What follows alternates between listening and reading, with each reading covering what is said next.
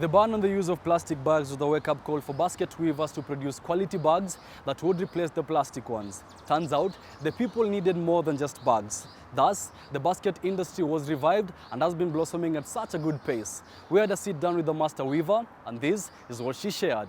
Enjoy!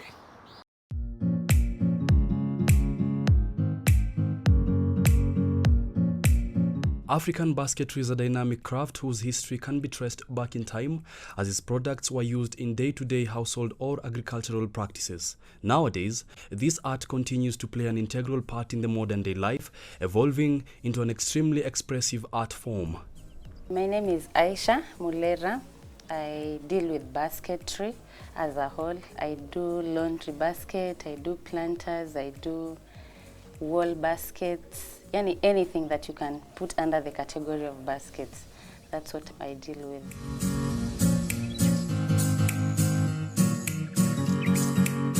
The generation that we have right now, most of them don't understand why there was basketry. Most of us are used to using paper bags, these plastic containing laundry baskets from the shops. But majorly, this is what was used traditionally. Like the ones I have here, they're representing the Nubian culture. When a bride was married, this is what was given to her to take to her family. It's used for laundry. You can put in clothes, either clean or dirty. But right now, people use it for decoration, maybe at a corner in the house. So that's where basketry comes in. And as of late, you've seen it's been coming back because the nylon papers have been put aside kidogo. So we are basically bringing it back for shopping, for planting and all that. I didn't learn it from school, but I just loved baskets myself personally. So I decided, there was a grandma who used to make, but she passed away, may her soul rest in peace. She was such a good grandma to me. She taught me how to weave. Though at first I was very poor. Once the needle pierces my hands, I was like, no, I cannot do this again. But she kept on encouraging me. And up to now, I can teach a couple of women to do what I'm doing right now.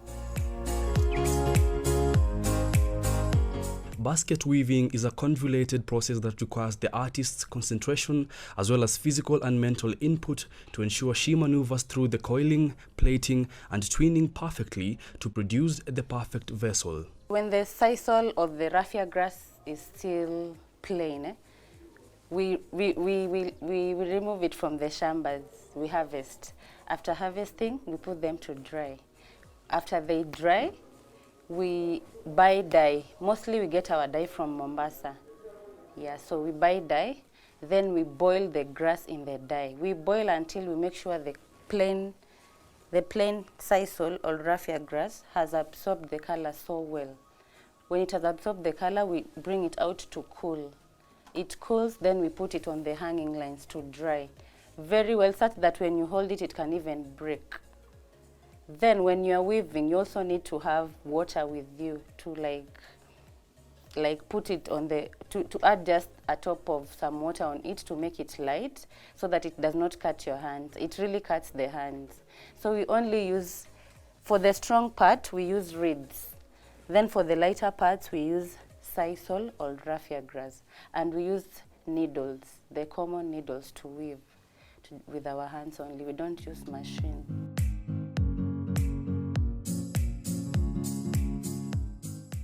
Before coming up with this pattern, you have to sit down, because when you just sit down randomly and you decide to make something like this, it won't come out. You have to have a vision, like a focus on what you're going to do. You have to plan what colors you have to use, what time it will take, and the pattern you really want to do. Inasmuch as some of the items might be cumbersome to make, the perks that come with using these handmade items are countless. The Nubian fruit basket is difficult. It entails a lot of colors, a lot of designs. You need to be focused.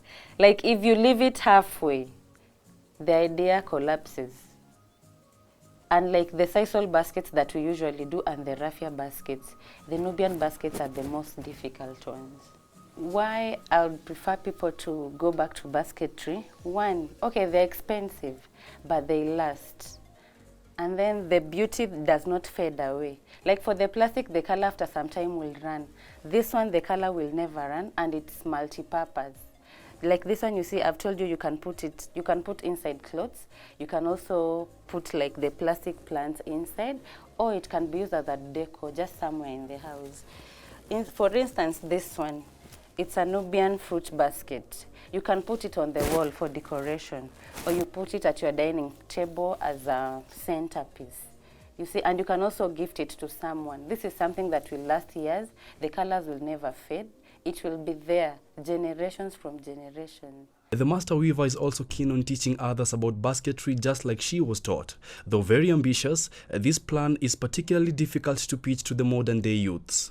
It's a bit difficult to educate the youths mostly, because if you take this basket to the market and someone comes and aulize like the price and umwambie it's like maybe 5,000.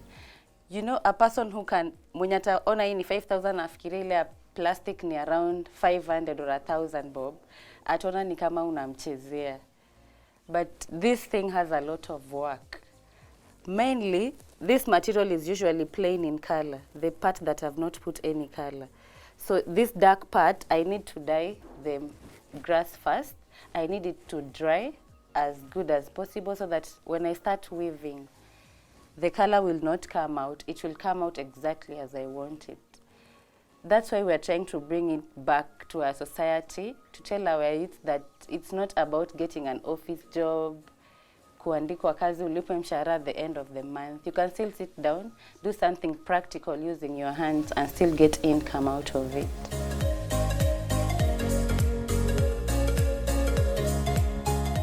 To me, I'm like, knowledge is not something that when you gain, you keep it at one place. And since I gained from someone, a lady who I can call my grandmother, I think I should pass it to other women. My belief is that when you teach women, you're teaching a whole society. Like basically, I'm of that mind that no woman can get income to support a community or a family and still lay back and be like, no, I can't do this, I'll wait for my husband to do, or I'll wait for my father to do. We are so passionate about what we do. So for now, I'm working with a few women who are doing so well with me. But if anyone is willing like to come to me and learn, I'm very open and I don't charge. As long as you'll be open and you'll be free to work with me and do as I say, get ideas. I don't bring out ideas myself. When we work on the ground, everyone brings out ideas, so we put it on the table and we're like, okay, this week let's do this, the other week we'll do this. Yeah. Even men, even boys, anyone who feels like they can do basketry, they are welcome. Nice. Proper channels of marketing have proven hard to encounter for the artist who admits the industry is full of exploitation, but thanks to partnerships with organizations such as AfriAccess, the future is certain and bright. No market is the problem. Okay, we might have ideas, we might have the best that we can make, but market is somehow poor. Actually, not since Corona came, even before Corona came, we were struggling.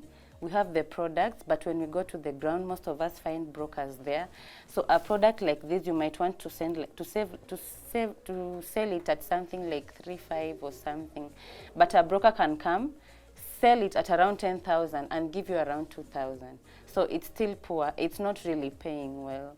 But thanks to AfriAccess, we've managed to get the market that we wanted. We've managed to get ideas from them, what our clients want, what we can produce in plenty, what we can rely on. They give us ideas from time to time on what to work on, what not to work on, you see. So AfriAccess has been of great help. It has given me the opportunity to get a few more women to work with. So our kids are going to school, our husbands are being fed, rent is being paid. So we are at a good place now, but we still need more to come in. Marketing is just the tip of the iceberg of the challenges the artist goes through. A lot more hurdles decelerate the artist's creative pace. Some other challenges is that sometimes you get dye that is not what you wanted. You know, something that you are not close with. Maybe you order black, then they bring for you blue.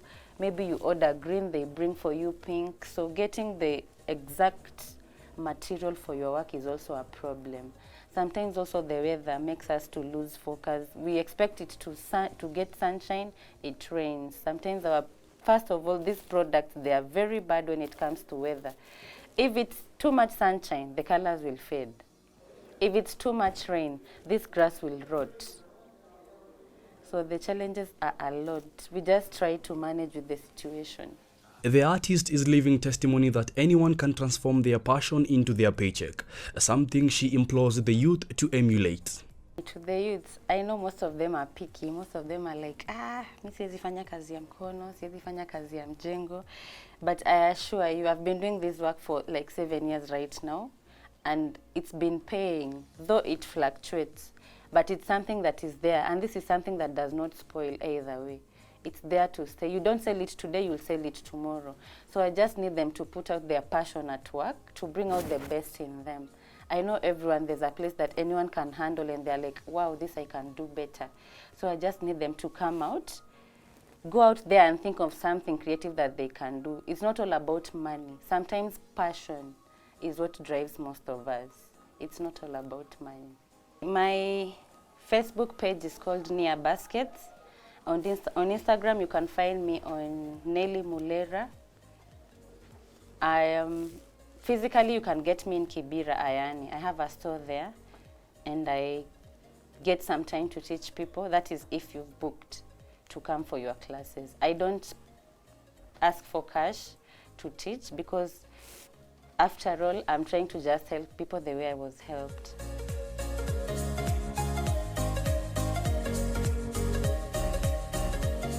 I'm grateful for AfriAccess for coming in. I just hope God blesses them abundantly. The team has been of great help to me and to the ladies that I'm working with. So on their behalf, I'm just saying thank you so much.